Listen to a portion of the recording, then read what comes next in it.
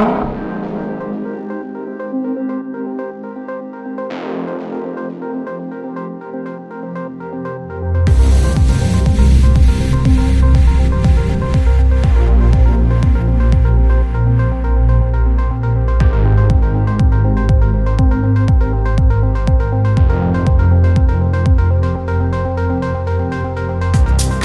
is the new BMW i4, but it's not just any i4. This is the M50 variant, which means it gets dual motors and a lot of power. So it's thanks to my friends at International BMW that I get to take this thing for a rip and see if BMW's first all-electric sports sedan is true BMW.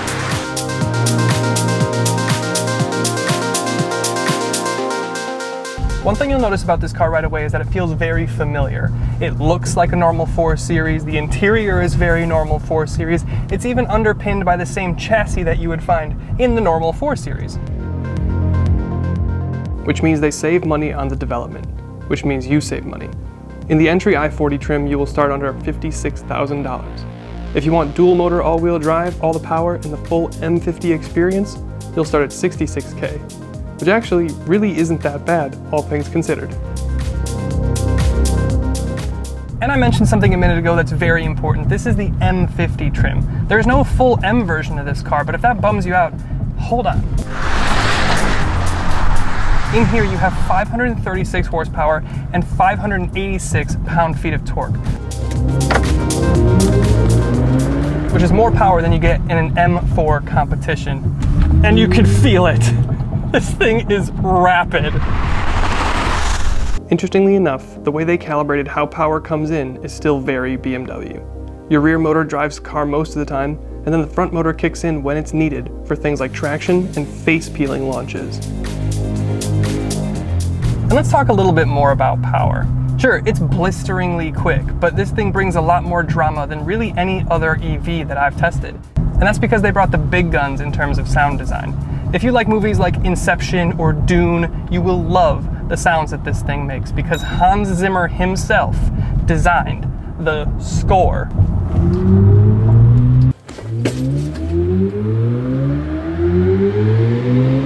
But if you're not into it, you can turn it down into comfort mode and that'll get rid of the sound. You can therefore control the way the car sounds, but also the way the power is delivered with very familiar drive modes. You get an Eco Pro for maximizing your range, you get a comfort mode to soften and relax the car, and you get a sport mode to sharpen things up. But now, there's a whole new mode here too. And that's Sport Boost, which makes me think of a turbo, which obviously this thing doesn't have, but the other definition of boost is crazy fast. And this thing is. But this is still an EV, so range is a thing.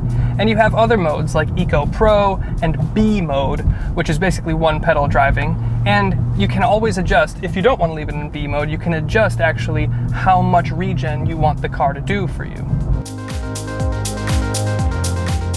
Range itself will depend largely on what wheels you choose, and with the 19-inch wheels that we have here, we get 270 miles of range, which is pretty dang good. But if you go up to the 20-inch wheels, your range drops to 226 miles. If you want max range, you can top out at 300 miles, but that's in the base car, which will give you a lot less power and only rear-wheel drive. However, there's a BMW badge on the front, and more importantly, M badges all over this thing. So let's talk about dynamics. Yes, it's fast, but it's also very heavy, as all EVs are, and this means the electric steering has to be boosted to account for the weight over the front axle. It's still very sharp, but you won't get as much feedback as you would in a traditional gas-powered car. They also reinforce the chassis to stiffen it up a little bit, and you can feel that and see that under the hood. The suspension is a strut front and a multi-link rear setup, but this also has a self-leveling rear suspension thing in the back to keep it more planted and more consistent than something like, I don't know, maybe a Model 3. Behind the wheel then, does it feel like a BMW? Absolutely. Does it feel like an M car? Maybe not as much. Ultimately, of the big German three, Mercedes has always been more luxe than sport. Audi is a pretty close to equal parts, but BMW generally always leans more towards sporty than the other two. And that stays true with the i4. It's more fizzy to drive, but now with an electric powertrain, it does the quiet and relaxed thing better than ever. Okay, so behind the wheel, this i4 is actually probably one of my more favorite EVs that I've ever driven, which is a huge compliment considering that this isn't even built on a dedicated ground-up EV platform. It's a repurposed chassis that you'd find in a normal 4 Series. Now, when we talk about the exterior, I have to say, first of all, this Brooklyn gray is quickly becoming my favorite color that BMW makes. It looks spectacular. But when we talk about the actual design and the aesthetic and the design language here, it's incredibly 4 Series. Of course, you have the large grille for the new 4 Series, but here it's blocked off largely to restrict airflow. Of course, that helps your aerodynamics, helps the range improve. Now, under the hood here, we have some chassis bracing and some rigidity optimizing things going on, but we don't have a frunk itself. Again, it's a side effect of not being on the dedicated EV platform moving up. Very aggressive front fascia. The headlights are very similar 4 Series. You have this air curtain on your lower front fascia, bringing air around the 19-inch wheels wrapped in Pirelli P0 tires. Now, of course, these 19s will help extend your range over the comparable 20-inch wheels. And then, of course, also helping that range, that brings that air across the front of the wheel and then out this curtain right here.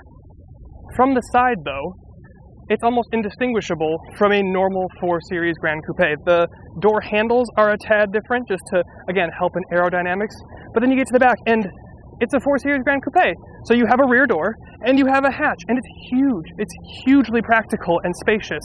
Around the back, from a design perspective, you have a blue encircling perimeter on your BMW roundel. You have the i4 badge, and you have an M50 badge, but aside from that, if it weren't for the exhaustless exhaust cutouts, couldn't tell that this wasn't a Grand Coupe 4 Series.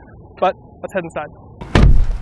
Then on the inside of the cabin, then it's much the same story as the exterior in the sense that it's incredibly familiar to the gas-powered 4 Series. And I like that about the design. The big difference you notice right away, of course, is the massive dual screens that you get on your dashboard. Of course, they're now running new software, which is iDrive 8, and it has been fantastic. It's quick, it has a bunch of features, and some of the graphics on here are like worthy of being printed off or put on canvas and hung in your house. They look really cool. Wireless Apple CarPlay, Android Auto, 360 cameras, all of your typical BMW kit here. The only downside to this, I guess, at least in my opinion, is that they got rid of the hard buttons underneath, which would control things like your your HVAC and your climate controls. So they've moved that up into the screen. The caveat of that being, you always have a little climate button at the bottom of your screen, no matter what screen you're on, so you can quickly navigate and control things like your climate, things that you use all the time. Aside from that, the technology does dominate a lot of the experience, but I didn't find that it distracted from the experience. The design itself is modern and typical BMW, which is good. You get your M Sport seats, which I love. You get a heated steering wheel, and so on. There are subtle things that do remind you that it is an EV, though. You've got blue encircling your BMW roundel on your steering wheel, you've got a blue start-stop button, blue gear selector, and blue stuff about the cabin. And then comfort is the same good level it always has been. You get a decent-sized roof. It's not quite pano, but it's bigger than standard. And then in the rear you get things like chargers and vents, but you do get a little bit less space, and it does feel a little bit less practical because they've had to raise the floor up for a place to put the batteries, and you still have that drivetrain tunnel going from the front to the back. So foot space isn't great, but myself at 6'1", I can still fit back there with reasonable comfort. So ultimately, from an interior perspective, it's very familiar BMW. It's very familiar 4 Series, but with little or big reminders that you're kind of in the beginning of the next generation. And I think with that, it's a good time to get into the final thoughts. So the first BMW i4. It's very BMW, and it's very fun. Driving this thing painted a smile on my face, and the sound really complemented the experience. It looks pretty good. It's a nice place to spend time. With an as-tested price under $70K, I have to say, I'm impressed. Thank you again to International BMW in West Allis, Wisconsin for letting me have a go, and thanks to you for watching. We'll see you in the next one.